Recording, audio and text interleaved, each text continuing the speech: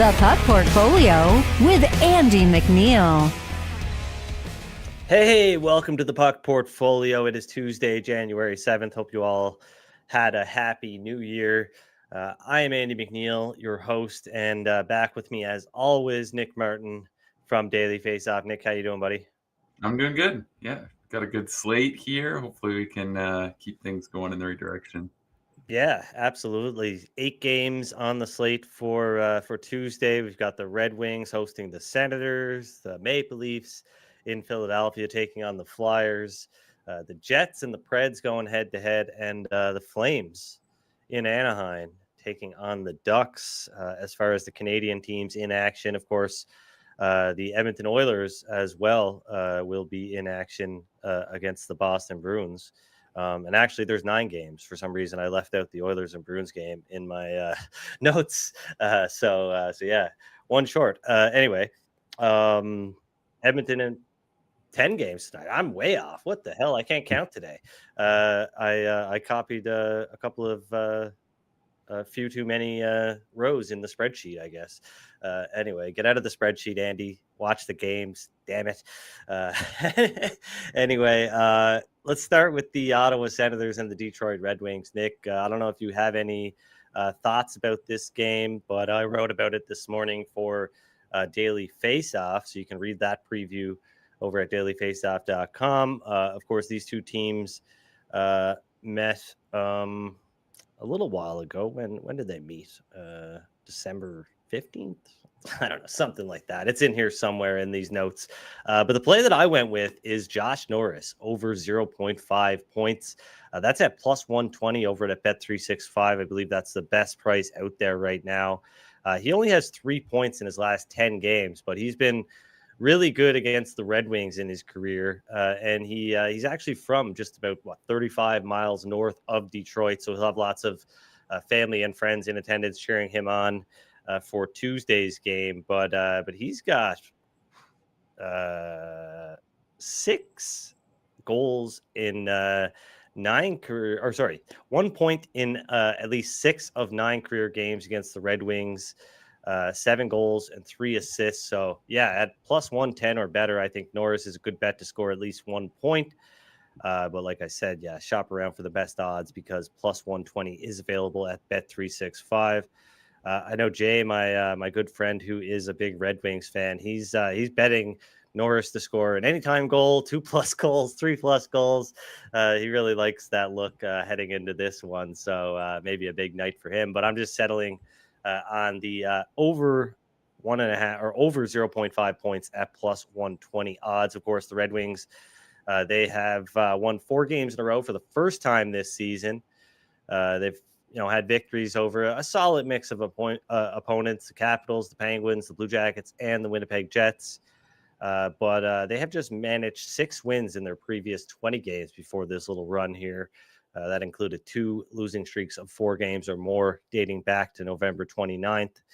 They lost their only meeting against the Senators this season, 2-1 on December 5th. And Detroit is just 2-8 straight up in their last 10 meetings against the Sens. I thought Cam Talbot could give them a solid option in goal tonight. He has yet to face the Ottawa Senators as a member of the Red Wings. And he is 7-4 against the Senators in his career with a 2.52 goals against average and a .914 save percentage in 11 games. But it is going to be Alex Lyon getting the start for Tuesday's matchup. And I assume Anton Forsberg on the other side, but he has really struggled as of late. Forsberg, he's actually 3-0 with a .951 save percentage and a 1.33 goals against average in 3 games against the Red Wings in his career, which is pretty outstanding. But he's been struggling. Like I said, he has just 4 wins in 12 appearances this season. And aside from 2 shutouts earlier this season, he's allowed 3 or more goals in every other game. He's 2-6 since the start of November, 3 straight losses. He's been limited by injuries, has only started 2 games since December 8th. So maybe not a great option.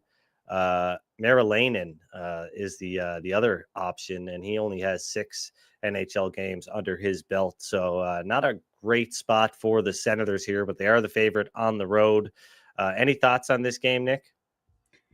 Yeah, it's pretty crazy to think that we're at a point where I, like myself, don't want to bet the Sens at this kind of a price versus Detroit, because I would have kind of assumed if you gave me pick 'em, I would have been all over that a month ago. But the Red Wings do really seem to be playing a lot better right now under McClellan.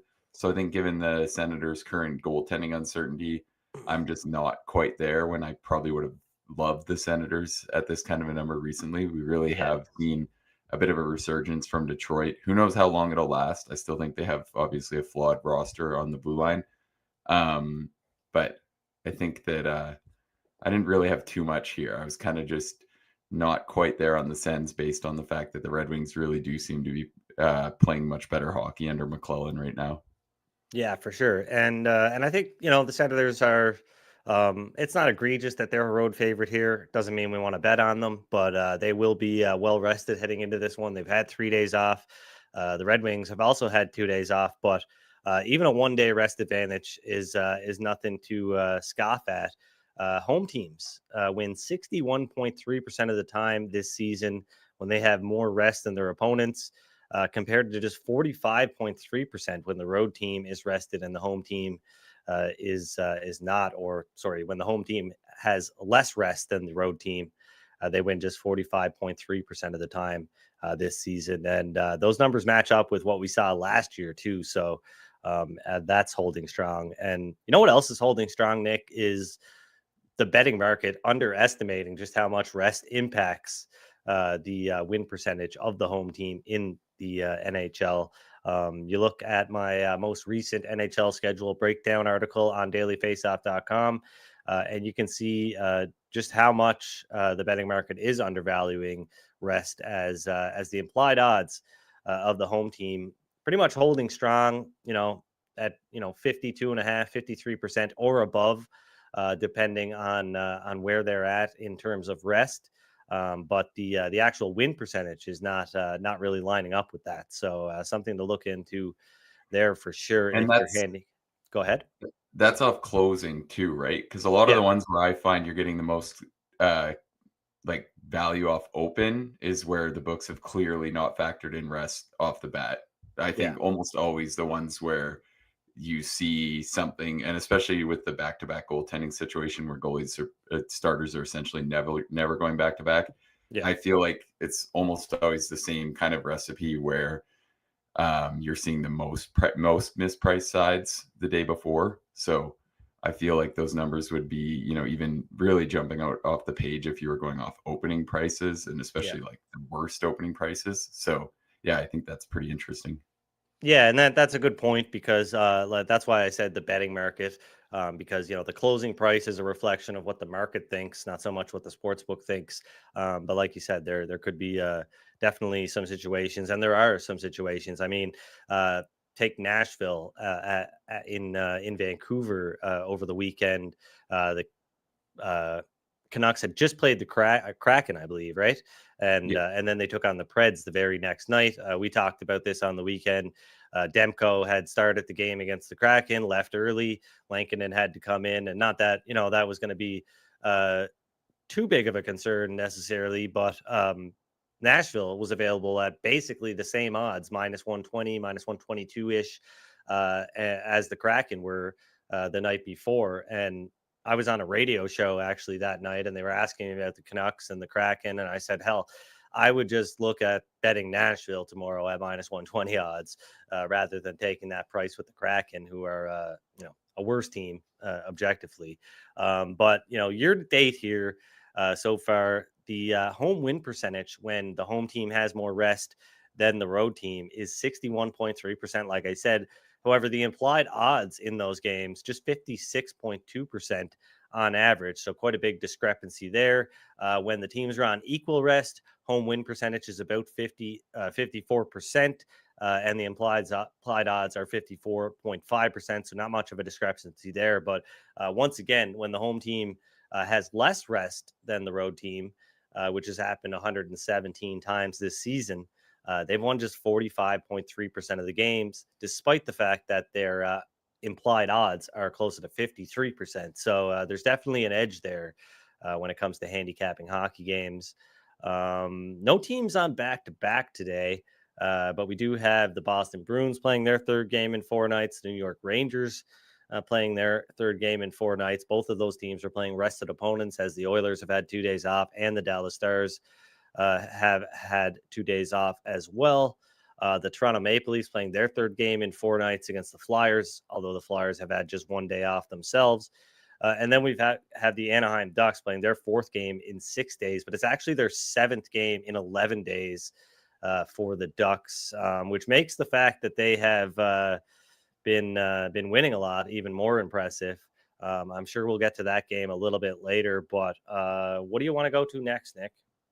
I think we can touch quick on the Rangers game. I feel like it's a Okay. really good example of everything you were talking about, because the Stars were below minus 150 some places yesterday and were consensus minus 150. Now they're minus 170. So I think it does go into the point too that you're saying even off close, a lot of those spots have still been profitable. And I'm kind of just in my head realizing how much that those have also been the ones that have moved the most. So I don't even mind the Stars I think you can still get minus 110 to win in regulation. I think that's worth a smaller play. Obviously, it's not what was out there before, but I still think that it's actually not a bad number at all.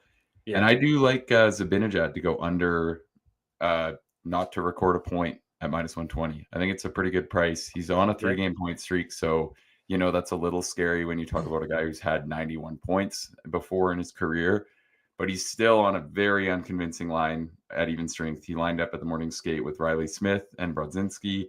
I don't think there's much offensive upside there. Now they're playing a Stars team, which has defended about as well as anyone in the league of late. We kind of saw the Stars play fall off a little bit there when they had that team flu and right around the break. But since that point, they've been allowing just 2 goals per game over the last 6. They're 5-0-1.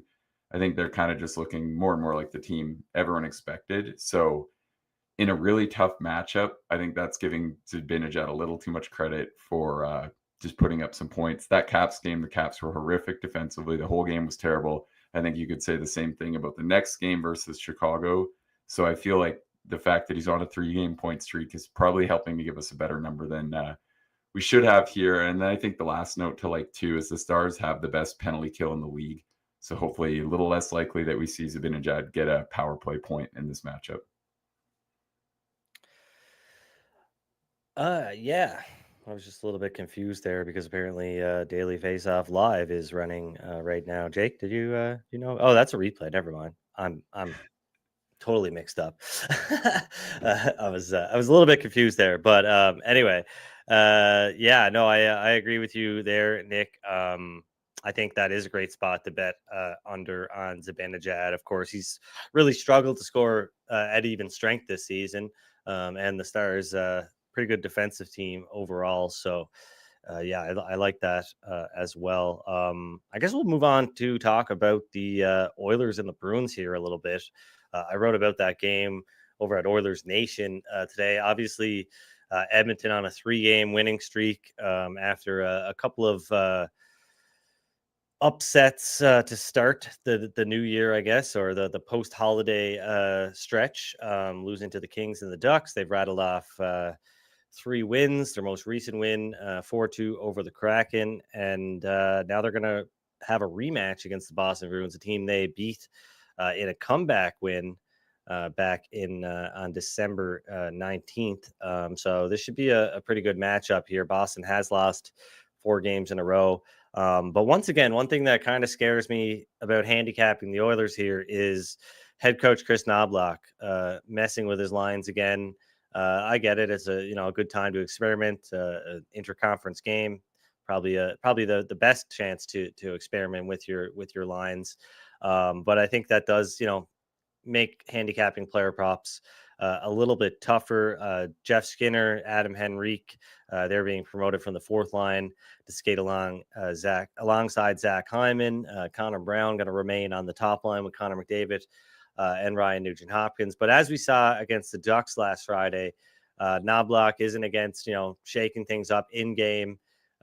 Obviously, he put Draisaitl, McDavid, and Hyman back together for the 3rd period to get that push there and get the win versus Anaheim. But yeah, just for starters, it makes this game a little bit tough to handicap, at least from a player prop perspective. But um, as was the case over the weekend, I'm just going to stick with Leon Draisaitl here. Sometimes you got to ride the hot hand, and he is certainly hot heading into Tuesday's game. He scored in 24 of 39 games this season, including at least one goal in 11 of 18 road games this year. He has 8 goals in his last 10 games against Boston. He's scored in 5 of those games. And he's also tallied 12 goals in his last 15 games. So I think his plus 140 odds to score an anytime goal at Bet365 are highly appealing, let's just say. And I think as long as, he's playing the way he is and his odds are the way they are, I think this is a bet that I'm going to continue to make for the time being, whether it's Draisaitl over 1.5 points or Draisaitl anytime goal.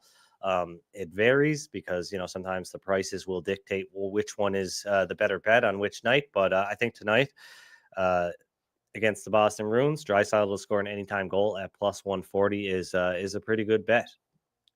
Yeah, I like it. I'm kind of keeping my eye on Draisaitl's heart price to see if maybe time this if he gets a couple more good games in here. He's still at plus 750. And I think right now Yeah. the case that he deserves to be shorter than that is pretty strong. Like he's kind of going against all the knocks that people love to have on this guy are kind of completely reversed right now. His average line mates have been Arvidsson, Podkolzin, who've both been solid, but Yeah. he's not been a merchant by any means. He's been great defensively. He's leading the league in even strength points, or he was as of the last time I looked.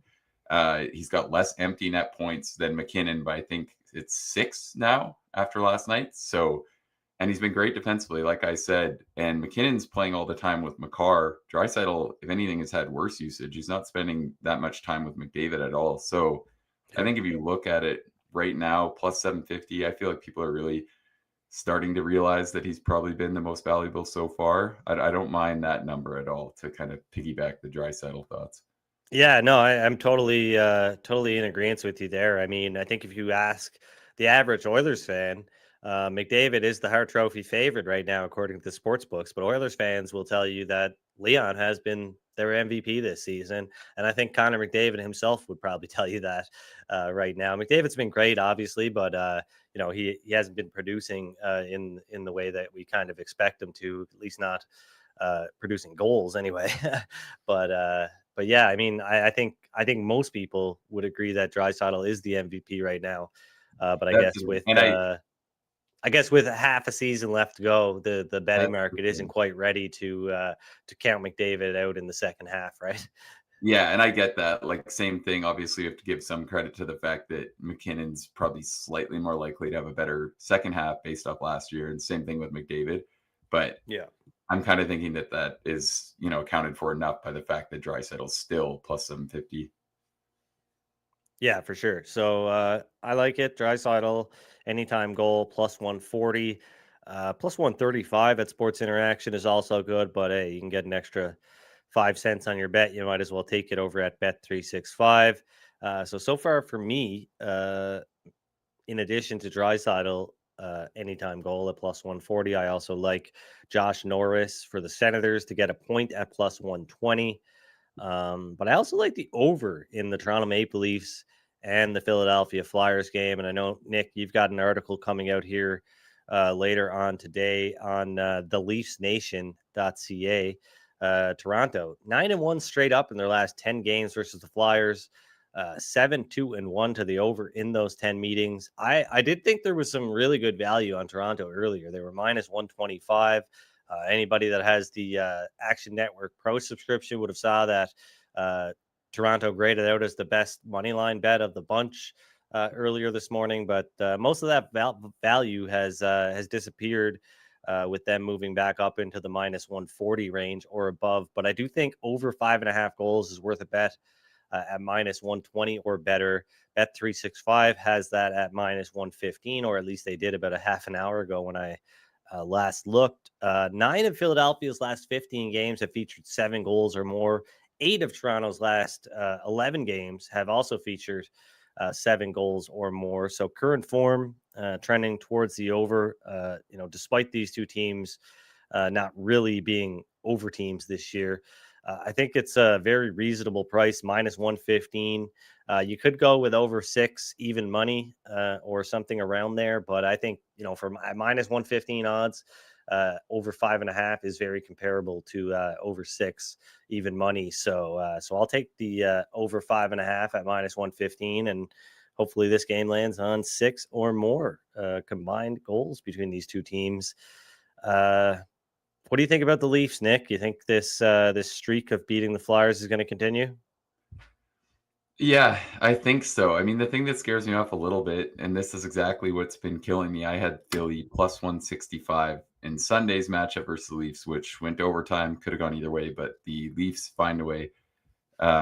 So that, I mean, that kind of scares you off a little bit, but that was a hill to be start on Sunday, whereas now it's going to be Wool. So I feel like that obviously makes a big difference. I do think that the Leafs looked a lot worse defensively in the last stretch of games they played without Jake McCabe. So I think that definitely hurts a little bit. And overall, I do feel like Philly's probably one of the more underrated teams in the league right now, but it's hard to say because they're getting league worst goaltending, and they're getting league worst goaltending on mid and low danger save shots. So Yeah. like that's really what's just killing them. You can just boil it down to that. This team looks pretty good outside of goaltending, and that was kind of what everyone thought would kill them entering the year. So maybe there'll be some good spots to buy on Philly soon, but I think you're right in that this game at times definitely was a little short, and that you kind of have to lean with the Leafs here. And I do think that there's still some value in backing Nyes to get a point, which is still out there at even money, or even better, there's even +120. So I would definitely be playing that. Okay. He's been, when alongside Marner and Matthews, he's been producing at well over a point every other game. So pretty obvious there. You look at the underlying numbers, been one of the very best lines in the league and one of the best lines in the league in terms of actual production, not just underlying results. So, and I mean, I don't think that's overly surprising because Marner's been so good this year and Matthews has been more or less, pretty solid when he's been in the lineup. So I feel like pretty good time to buy on him, just riding shotgun with them. He's clearly got a little confidence back after that 5-point game versus your Bruins. So yeah, I think that's also a decent look here versus a Flyers team that is allowing a lot of goals, even if it has just been because their goalies can't make a save. Obviously that doesn't change the fact that they are still allowing among the most goals against in the entire league.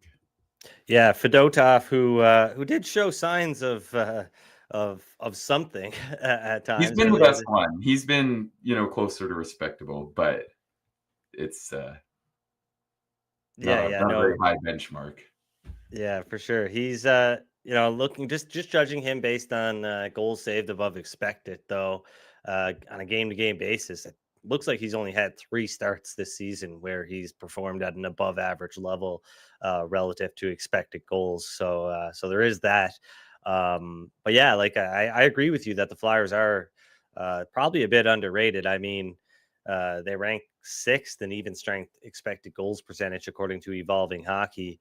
Unfortunately, the Penguins are the only team that, like you said, has allowed more goals, even strength goals per 60 minutes than the Philadelphia Flyers. Their expected goals against per 60 is actually in the top 10, 2.35 expected even strength goals against per 60 minutes, but they're allowing 3.1 goals against at even strength. So a pretty big gap there between expectations and reality. But I like, with this goaltending matchup, I do really like the over here, over 5.5 at -115. Yeah, the Flyers team save percentage entering tonight is at 869. So pretty tough to find much success with that. Yeah, it absolutely is. Mentioned the Calgary Flames earlier. Nick, you probably covered this game at Flames Nation as well today. And like I said, the Ducks playing well despite their brutal schedule. They've won 4 of their last 6 games, 7 of 11 games since December 14th. But like I said, this is their 7th game in 11 days. They had that big upset over the Tampa Bay Lightning, despite the fact that it was their 6th game in 9 days. So they've been making it happen despite this tough schedule. But the Flames are a team that you seem to be a little bit higher on than me. So I'll let you take this one away. Maybe you could make a case for why Calgary will put an end to this run for Anaheim.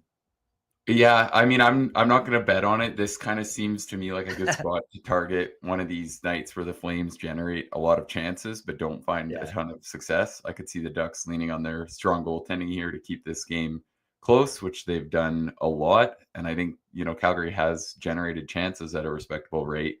But we have seen with this core, this is like a 3-year sample where their underlying stats look pretty respectable offensively, but they don't tend to score quite at the rate that they're expected to. Yeah. And I feel like this is a good spot to target all those thoughts. So I'm kind of keeping my eyes out for the Ducks starters save prop when that gets out there. That's actually the one I'm hoping by the time that I'm ready to complete the article will be out there, hopefully 29.5. So we'll see. But for now, I'm going with Kadri over 3.5 shots. We've seen the Flames top line has been pretty good lately. Kadri's really bounced back. So I think that there's a pretty good chance he's going to generate a ton of looks in this game. And I think overall, there's a pretty good shot that the Flames get towards 35 shots on goal. So I feel like it's a good spot. I think it's going to be probably somewhat of a close game, but one where the Flames are able to put together a lot of chances. Maybe another one of these nights where they're snake bitten. So yeah, right now, those are the angles I like. I like Kadri over 3.5 and hopefully Dostal saves. All right. I like it. Over 6.5, Columbus and Pittsburgh. You like that, eh? I do. I think this is probably one of the chalkier bets of the night. I feel like a ton of people have been riding these Columbus overs lately. I know you've played a few, and that just continues to seem like we haven't seen many sevens this year. I was kind of surprised to see this one tick down. Pittsburgh has been playing a little bit better defensively, but I feel like right now the Columbus side of things is just leading. Like I don't really see what's going to change too oftenly where we're going to start seeing drastically different score lines.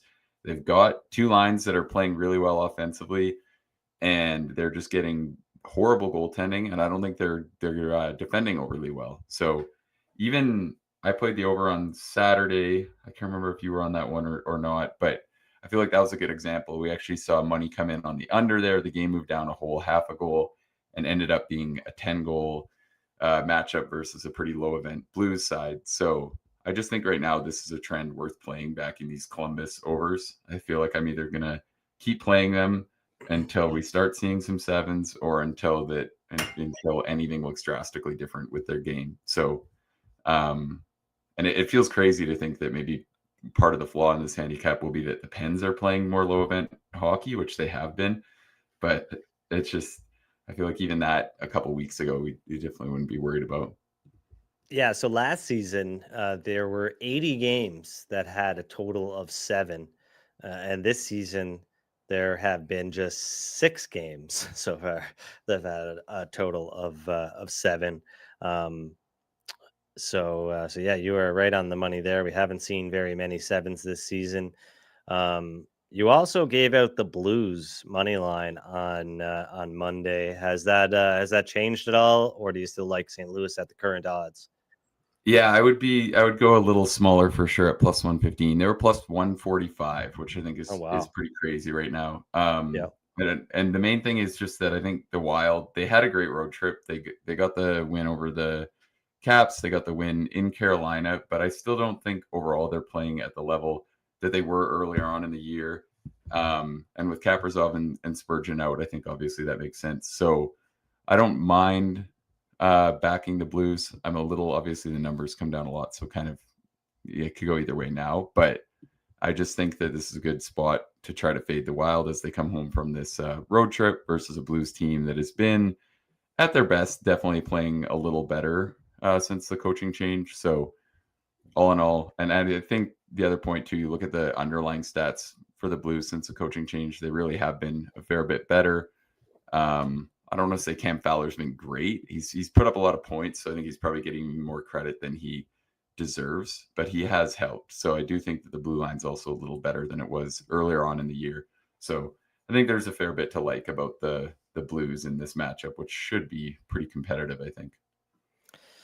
All right, I've got to ask you about this next one though, because by my count, 1, 2, 3, 4, 5, 6, 7, 8, 9, 10, 11, 12. He has just one goal in his last 12 games. So, what is it with Will Smith to score an anytime goal on Tuesday that you like so much? Yeah, I think that's a little harsh though, right? Because when was the Vegas game? He scored in that last Vegas game.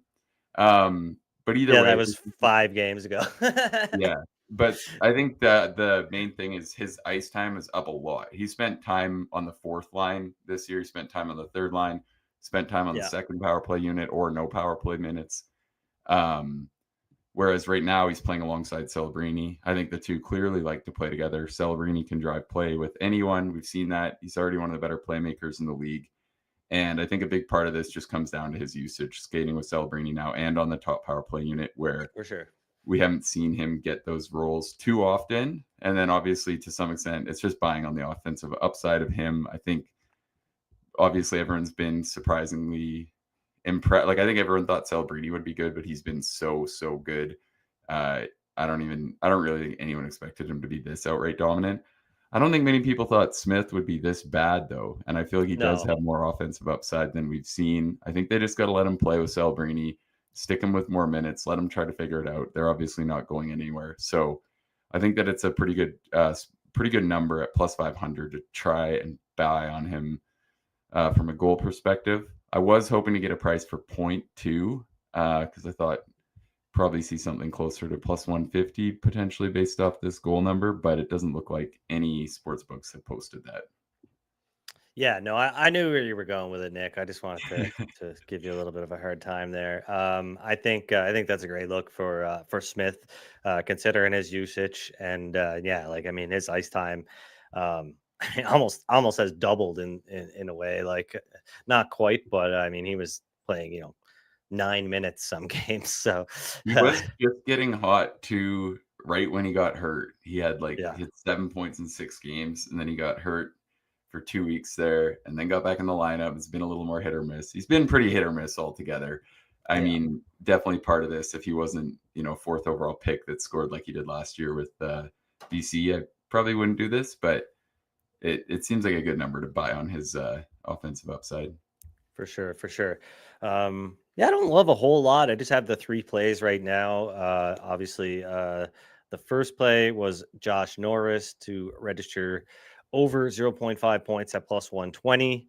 I also have Leon Draisaitl to score an anytime goal at plus 140, and I've got the Maple Leafs and Flyers going over 5.5 goals at minus 115 odds.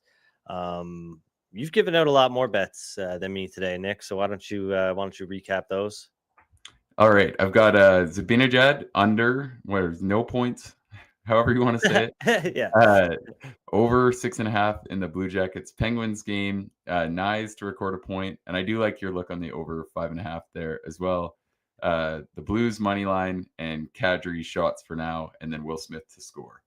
And then I like it. I thought we'd have. I wanted to make sure we touched on the sides because I feel like today a lot of the good sides moved a ton, but the Yeah, only side or total that really jumped out to me at open that I'd say won't be there tomorrow is the Caps games at Caps versus Canucks is at 5.5 right now, minus 130. I think that I'm not really seeing how that's not a 6. I did bet the under in that Montreal game last night too, which ended up being a complete disaster. But that was on the merit that I thought Montreal's been playing a lot more of a low event game, yeah, more than anything. And the Canucks, I mean, what can you even say about that performance? Probably never should have been up 3-1, and they blow that in a huge spot versus the. I mean, the Habs have been better, but oof, I yeah. don't know.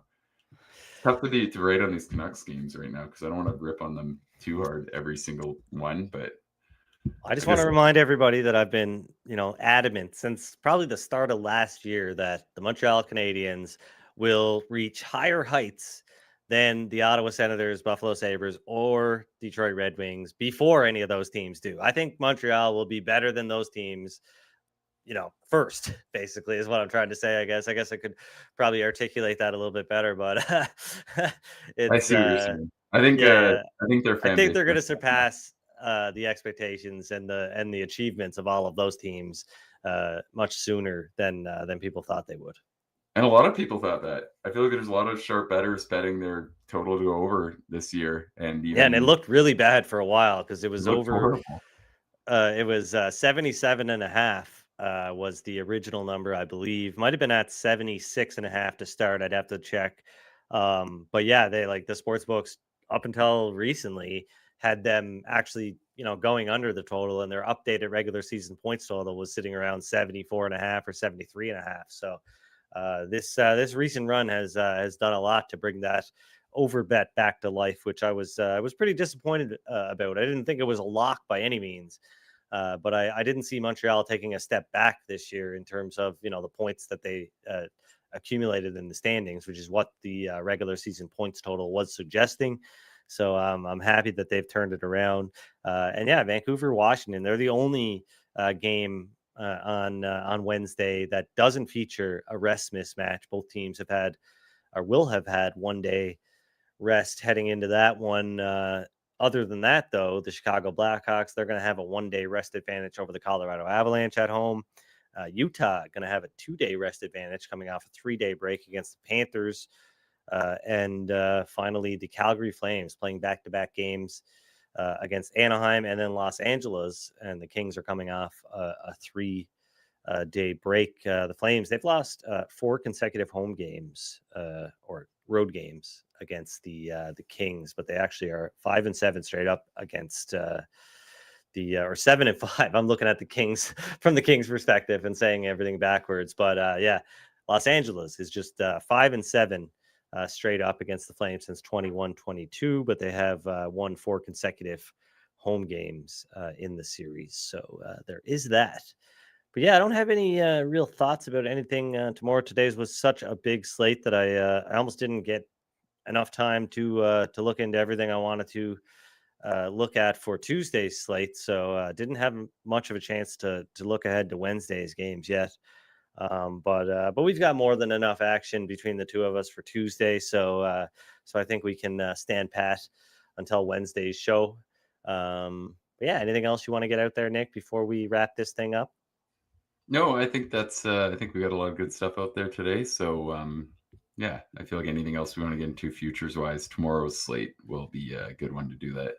For sure, for sure. All right, so that pretty much does it for today's episode of the Puck Portfolio. But I do want to remind everybody about the new podcast feed. The link should be in the YouTube description. So if you're watching on YouTube and you have not signed up to the new podcast feed on Spotify or Apple, just follow the link and it'll take you there, so you can start receiving episodes on the regular like you did before with the old feed.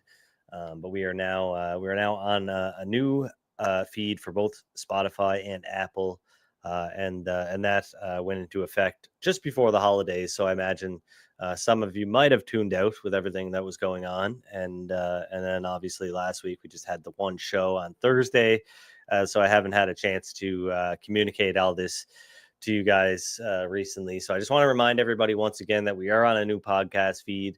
I still have people reaching out asking me, where the show went.